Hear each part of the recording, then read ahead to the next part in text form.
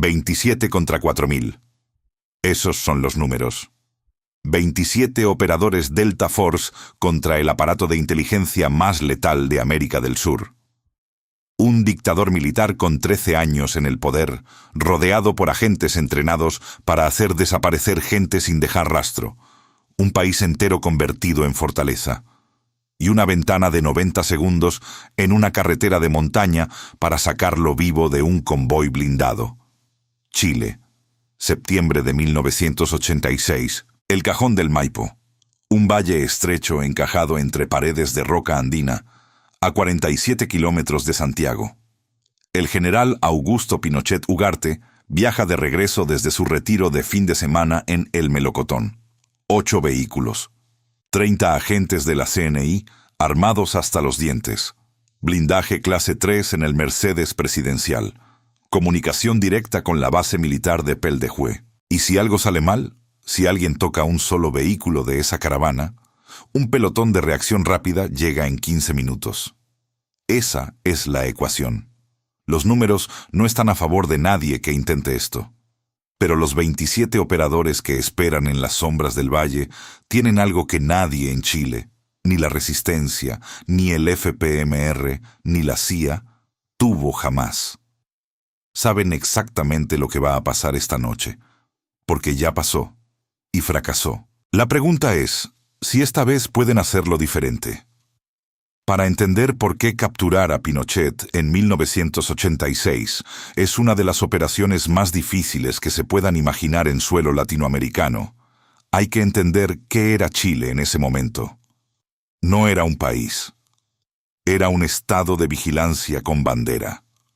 El 11 de septiembre de 1973, Pinochet lideró el golpe militar que derrocó a Salvador Allende.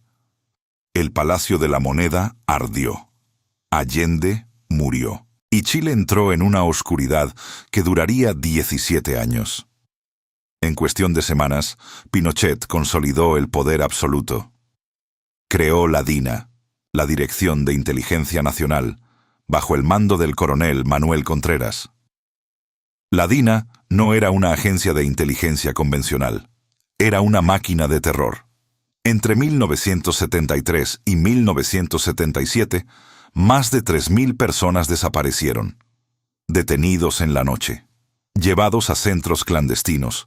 Villa Grimaldi, Londres 38, Colonia Dignidad. Muchos nunca volvieron. La Comisión Rettig documentó cada caso años después.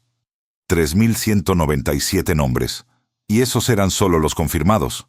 En 1977, bajo presión internacional, Pinochet disolvió la DINA, pero no eliminó nada. La reemplazó por la CNI, la Central Nacional de Informaciones, mismo personal, mismos métodos, nombre diferente. Para 1986, la CNI tenía más de 4.000 agentes operando en todo el territorio chileno. Informantes en cada sindicato, en cada universidad, en cada población. Redes de vigilancia que cubrían barrios enteros, teléfonos intervenidos, correo abierto, vecinos que reportaban a vecinos. Chile era una jaula con vistas a la cordillera, y Pinochet estaba en el centro. Protegido. El general no confiaba en nadie, y confiaba en todos al mismo tiempo, porque todos le debían algo. Su seguridad personal era un sistema de capas. Capa 1. La escolta presidencial. Agentes de élite de la CNI entrenados en combate cercano. Armados con UCI y pistolas Browning, distribuidos en 3 vehículos blindados que rodeaban el Mercedes presidencial en todo momento. Capa 2. Contravigilancia móvil. Vehículos adelantados que revisaban la ruta 30 minutos antes del paso de la caravana. Halcones. Ojos en puntos fijos a lo largo de los caminos frecuentes. Capa 3. La red de comunicación directa con unidades militares. Cualquier anomalía en la ruta activaba un protocolo de emergencia. La base de Peldejué, cuartel del Regimiento de Fuerzas Especiales del Ejército, estaba a 40 kilómetros. Un helicóptero Puma podía cubrir esa distancia en menos de 20 minutos. Un convoy blindado, en 15. Y Capa 4, La imprevisibilidad calculada. Pinochet variaba horarios, cambiaba rutas sin aviso, usaba vehículos señuelo. Pero tenía una debilidad. Una sola. El melocotón. Su retiro de montaña en el cajón del Maipo. Iba casi todos los fines de semana. Y la ruta G25, la única carretera que conectaba el melocotón con Santiago a través del valle, no tenía ruta alternativa. Un solo camino de entrada. Un solo camino de salida. Los muros de roca del cajón del Maipo se encargaban del resto. La resistencia chilena lo sabía, el FPMR lo sabía, y el 7 de septiembre de 1986 intentaron matarlo ahí. Fallaron. Los 27 operadores no están aquí para matar a Pinochet. Matarlo sería más simple. Una carga explosiva en el punto correcto de la carretera y el problema se resuelve en 3 segundos. Pero la misión es otra. Captura, vivo, extraíble, un dictador que pueda sentarse frente a un tribunal. Eso cambia todo. El equipo es Delta Force, First Special Forces Operational Detachment Delta. 27 operadores divididos en 2 elementos de 12 y un grupo de comando de 3. No son reclutas. Cada uno tiene un mínimo de 8 años en operaciones especiales. Han entrenado para exactamente este tipo de escenario. Captura de objetivos de alto valor en entorno hostil con ventana mínima de acción. Equipo Alfa, 12 operadores, es el elemento de asalto en la carretera. Llevan rifles MK-18 suprimidos con munición subsónica, cargados con proyectiles de punta hueca que minimizan la penetración excesiva en un vehículo donde el objetivo debe sobrevivir. Cada operador lleva además una Sig Sauer P226 como secundaria, granadas flashbang M84 y esposas flexibles de plástico. 2 de ellos cargan cargas EFP, Explosively Formed Penetrators, diseñadas para perforar la rueda y el tren motriz del Mercedes blindado sin destruir el habitáculo. 12 kilos de cobre y explosivo cada una. Frías al tacto en el aire de septiembre. Equipo Bravo. 12 operadores, está posicionado 3 kilómetros atrás, en la entrada del valle hacia Santiago. Su función es doble. Bloqueo de cualquier vehículo de refuerzo que venga desde la capital y operación de los jammers de comunicación. 2 sistemas Stingray modificados capaces de crear una burbuja de silencio electromagnético de 800 metros de radio. Cuando esos jammers se activen, cada radio de la CNI en el valle queda muerto. Frecuencias muertas. Estática pura. Pinochet queda aislado del mundo durante los minutos más importantes de su vida, y el grupo de comando, 3 operadores, gestiona la operación desde un punto elevado en la ladera este del valle, con línea visual directa a la carretera y acceso al feed del dron RQ-11 Raven que sobrevuela el valle a 300 metros de altitud. El Raven es invisible desde el suelo. Silencioso. Su cámara térmica cubre 4 kilómetros de carretera. Cuando la caravana entre al valle, el equipo lo sabrá 10 minutos antes de que llegue al punto de emboscada. Pero la tecnología no es la ventaja principal. Lo que realmente separa a estos 27 operadores de cualquier fuerza que haya existido en Chile en 1986 es lo que saben. Saben todo. Piensa en esto un momento. El 7 de septiembre de 1986, el Frente Patriótico Manuel Rodríguez, brazo armado del Partido Comunista Chileno, ejecutó el atentado más ambicioso contra Pinochet en 13 años de dictadura.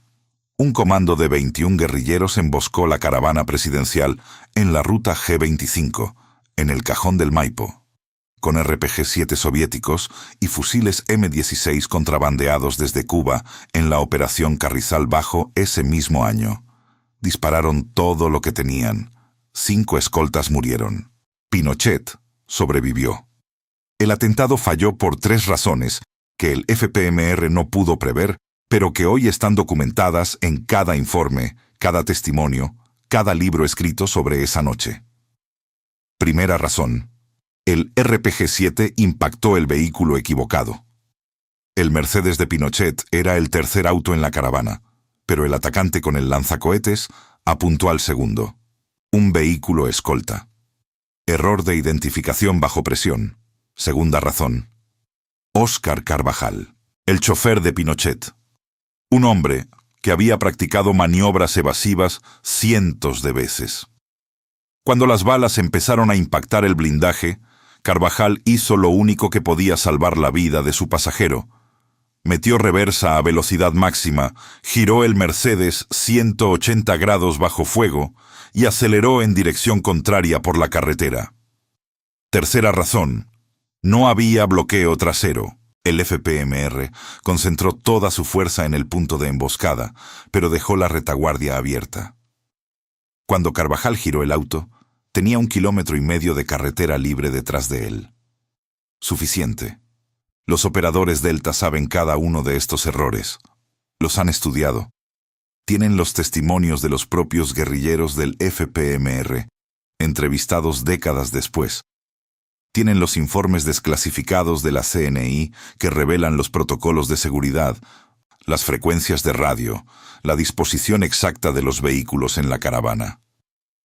Tienen los reportes de la Comisión Valech de 2004 que reconstruyen la red de inteligencia del régimen.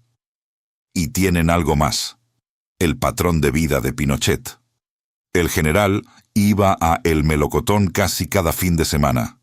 Llegaba el viernes por la tarde. Volvía el domingo al atardecer. Siempre por la misma ruta, porque no había otra. La ruta G25 es la única carretera que cruza el cajón del Maipo. Montañas a ambos lados, río Maipo abajo. Un solo camino. Esa previsibilidad, la misma que el FPMR detectó pero no supo explotar, es la grieta. Y los operadores Delta van a meterle un cincel. Día 0. Viernes. 2 días antes de la operación. Los 27 operadores entran al valle del Cajón del Maipo en grupos de 3, disfrazados de turistas y trabajadores de temporada. Septiembre es fin de invierno en Chile. El valle está tranquilo. Las estaciones de esquí están cerrando. Hay movimiento suficiente para que caras nuevas no levanten sospechas. Durante 48 horas, mapean cada metro de la carretera. El dron Raven hace 3 pasadas nocturnas. Identifican el punto exacto donde el FPMR ejecutó el atentado real. Una curva cerrada a 14 kilómetros de El Melocotón, donde la carretera se estrecha entre un talud de roca y el río. Pero no van a usar ese punto.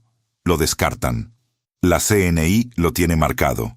Después del atentado, los servicios de inteligencia reforzaron la vigilancia en esa curva específica.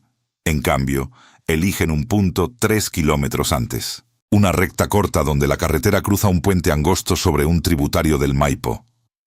El puente tiene 20 metros, 2 carriles, barandas de concreto a los lados. Un vehículo blindado no puede girar en un puente de 20 metros. No hay reversa posible. No hay maniobra Carvajal. Esa es la diferencia. Domingo. 1700 horas. El sol empieza a caer detrás de las cumbres andinas. Las sombras del valle se alargan. La temperatura baja rápido, de 14 grados a 8 en menos de 1 hora. El aire de septiembre es seco, cortante, huele a polvo de roca y eucalipto. El equipo Alfa está en posición. 6 operadores al norte del puente, entre las rocas del talud. 6 al sur, enterrados en posiciones de tiro excavadas durante la noche anterior y cubiertas con redes de camuflaje que imitan la vegetación del valle. Las cargas EFP están colocadas, una al inicio del puente, apuntando a las ruedas delanteras del primer vehículo, y otra al final, apuntando al último. Cuando detonen, el puente se convierte en una trampa. Nadie entra, nadie sale. A 3 kilómetros de distancia, equipo Bravo confirma posición. Los jammers están listos. La burbuja de silencio se activará en el momento exacto del primer disparo. El grupo de comando, arriba en la ladera este, observa el feed del Raven. La pantalla muestra la carretera en tonos verdes y blancos de la cámara térmica. Vacía, silenciosa. 1738 horas. Una línea de puntos calientes aparece en el extremo norte de la pantalla. El dron ajusta zoom. 8 vehículos. Formación escalonada. Velocidad constante. 60 kilómetros por hora. El Mercedes está en la posición 3, exactamente donde los informes decían que estaría. 15 minutos. Eso es lo que queda. El líder de equipo transmite por conducción ósea. Un susurro que vibra en el hueso del cráneo, inaudible a más de 1 metro de distancia. Paquete confirmado. 8 vehículos. Posición 3. 15 mics. En las rocas junto al puente, 12 operadores verifican selectores de fuego. Respiran. Esperan. 1749 horas. El primer vehículo de la caravana, un Toyota Land Cruiser de contravigilancia, cruza el puente sin detenerse. Los operadores lo dejan pasar. No es el objetivo. Segundo vehículo, escolta blindada. Pasa el puente. El tercer vehículo entra al puente. El Mercedes negro. Vidrios oscuros. Blindaje clase 3. Adentro, Augusto Pinochet. Ahora, la carga EFP trasera detona primero. La explosión es direccional. Un puño de cobre fundido a 2000 metros por segundo que perfora las ruedas traseras del último vehículo escolta y lo clava en el asfalto del puente. Medio segundo después, la carga delantera. El primer vehículo en el puente pierde tracción, derrapa, queda atravesado. El Mercedes está atrapado. 20 metros de puente, concreto a los lados. Un vehículo destrozado adelante, otro atrás. Carvajal intenta la reversa. No hay espacio. No esta vez. Los jammers se activan. Cada radio en 800 metros a la redonda se ahoga en estática blanca. Los agentes de la CNI en los vehículos escolta gritan a frecuencias que ya no existen. Nadie responde. Nadie va a responder. Flashbangs. 4 M84 vuelan hacia el puente en un arco bajo. El destello, 8 millones de candelas, inunda el interior del Mercedes a través del parabrisas. El sonido, 180 decibeles, rebota contra las paredes del cañón y vuelve duplicado. Los escoltas que salen de los vehículos quedan cegados, desorientados. 3 segundos después del primer destello, Equipo Alfa cruza la carretera desde ambos lados. Movimiento limpio. Coordinado. El stack se forma junto a la puerta trasera derecha del Mercedes. Un operador coloca una carga de bridge en la cerradura. Detonación controlada. Corte quirúrgico del mecanismo sin fragmentación al interior. La puerta se abre. El operador entra. Pinochet está en el asiento trasero. Un hombre de 70 años con uniforme civil. Tiene una pistola en la mano. Una Browning High Power que siempre cargaba según testimonios posteriores. No alcanza a levantarla. Manos. Al suelo. Ahora. 47 segundos desde la primera detonación. Pinochet está boca abajo en el asiento del Mercedes con esposas flexibles en las muñecas. Vivo. Consciente. Maldiciendo en voz baja. 4 escoltas de la CNI están neutralizados en el puente, reducidos, desarmados, con bridas plásticas. 2 más en el Land Cruiser trasero. Nadie ha muerto. Funciona. Pero el reloj ya empezó a correr. Quédate conmigo. Aquí es donde se pone difícil. Porque capturar a Pinochet era la parte fácil. La parte difícil es lo que viene ahora. El grupo de comando inicia la cuenta regresiva desde el momento en que los jammers se activaron. 15 minutos. Ese era el cálculo. 15 minutos antes de que la base de Pel de Hue, cuartel del Regimiento de Fuerzas Especiales a 40 kilómetros, detecte la pérdida de comunicación con la caravana presidencial y active el protocolo de emergencia. 15 minutos para sacar a Pinochet del puente, meterlo en el vehículo de extracción y desaparecer por un camino de tierra que sube hacia la cordillera. Pero hay algo que los archivos no decían. Algo que nadie documentó con precisión porque era un protocolo verbal, nunca escrito, transmitido de oficial a oficial dentro de la CNI. En el 7º minuto, el Raven detecta movimiento. No desde Pel de Hue, desde más cerca, mucho más cerca. Una patrulla móvil de la CNI, 2 vehículos con 8 agentes, Estaba estacionada en un retén oculto a solo 6 kilómetros al sur del puente. Un retén que no aparecía en ningún informe. Ningún documento desclasificado lo menciona. Ningún exagente habló de él en las comisiones de verdad. Pero está ahí. Y está moviéndose hacia el puente a 100 kilómetros por hora. 8 minutos. Eso es lo que realmente tienen. No 15. 8. El líder de equipo recalcula en 2 segundos. La exfiltración por el camino de montaña requiere 12 minutos hasta el punto seguro. No alcanza. Plan B. Equipo Bravo recibe la orden de interceptar la patrulla CNI en la carretera antes de que llegue al puente. Eso les da 3 minutos más. Tal vez 4. Los operadores de Bravo despliegan una barrera de neumáticos ponchadores en la carretera y toman posiciones de emboscada defensiva. No disparan primero. Esa es la regla. Si los agentes CNI de la patrulla ven la barrera y se detienen, se les reduce sin disparos. Si aceleran, las tiras revientan los neumáticos y el enfrentamiento se gestiona con fuego suprimido. Pero cada segundo de enfrentamiento es un segundo menos para la extracción. Y ahora, Peldehué. El verdadero reloj. Porque si la patrulla móvil llevaba radio propio fuera de la burbuja del Jammer, y es posible, es probable, entonces Peldehué ya sabe. Y el pelotón de reacción rápida está en camino. Helicóptero Puma. 20 minutos de vuelo. La ventana se cierra. En el puente, Pinochet está siendo trasladado al vehículo de extracción, una camioneta civil preparada con placas locales. Camina por su propio pie, escoltado por 3 operadores.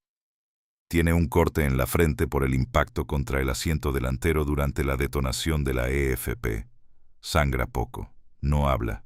Sus ojos, según todo lo que se sabe sobre el general, están calculando. El dictador no suplica, no negocia. Observa. Cuenta operadores, nota uniformes, busca insignias. No encuentra ninguna.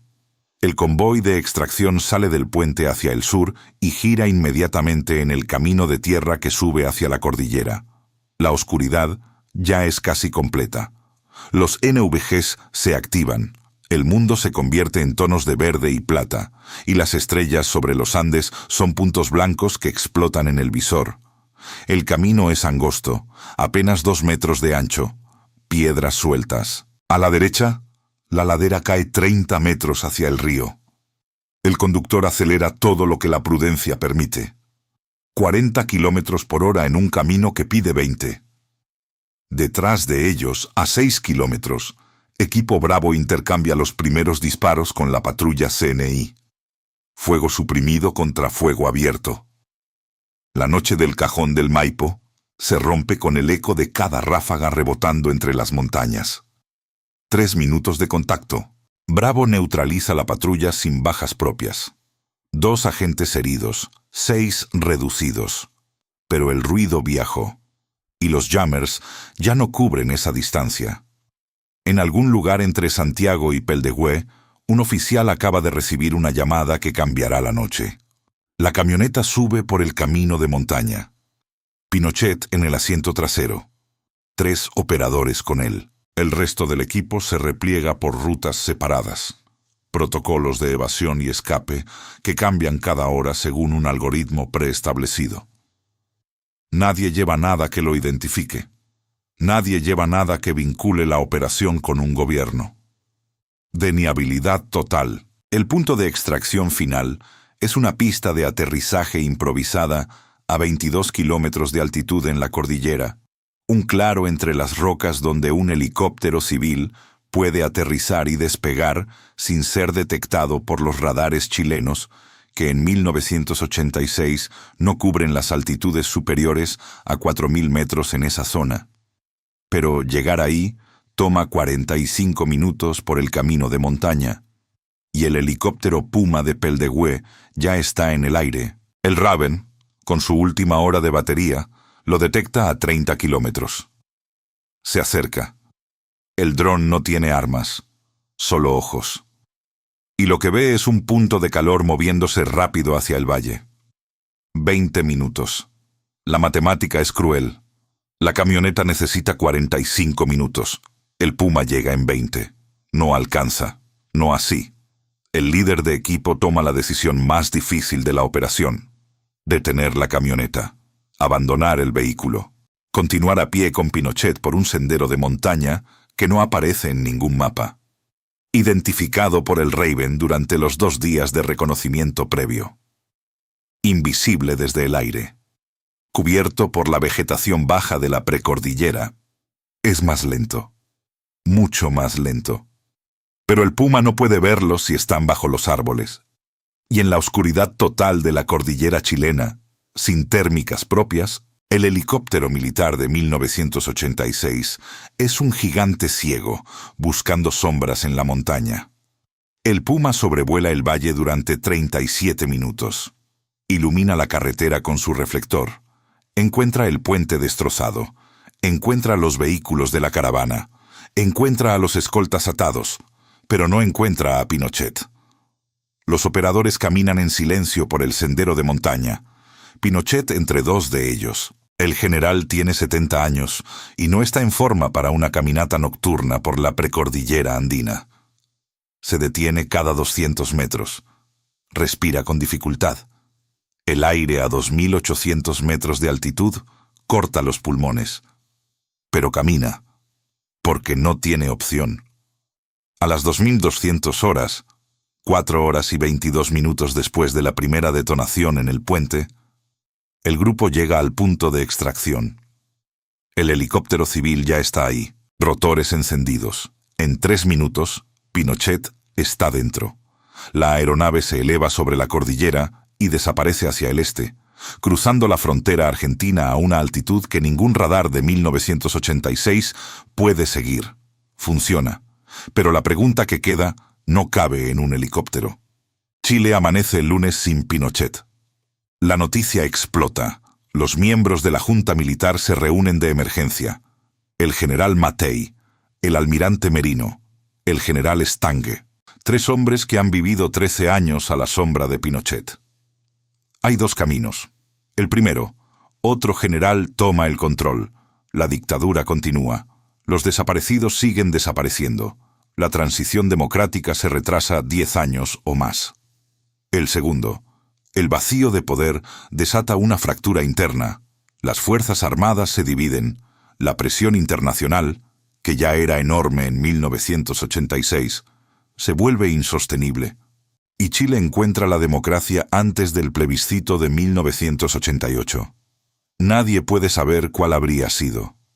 La historia no acepta simulacros limpios. Lo que sí sabemos es esto.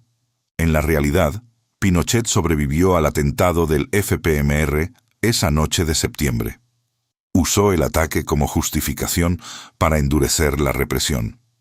Más desapariciones, más tortura, más miedo.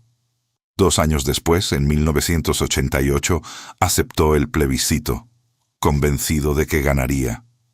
Perdió. 56% votó no. La transición comenzó.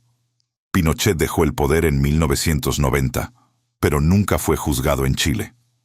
Murió el 10 de diciembre de 2006, a los 91 años, en el Hospital Militar de Santiago, sin haber sido condenado por un solo crimen.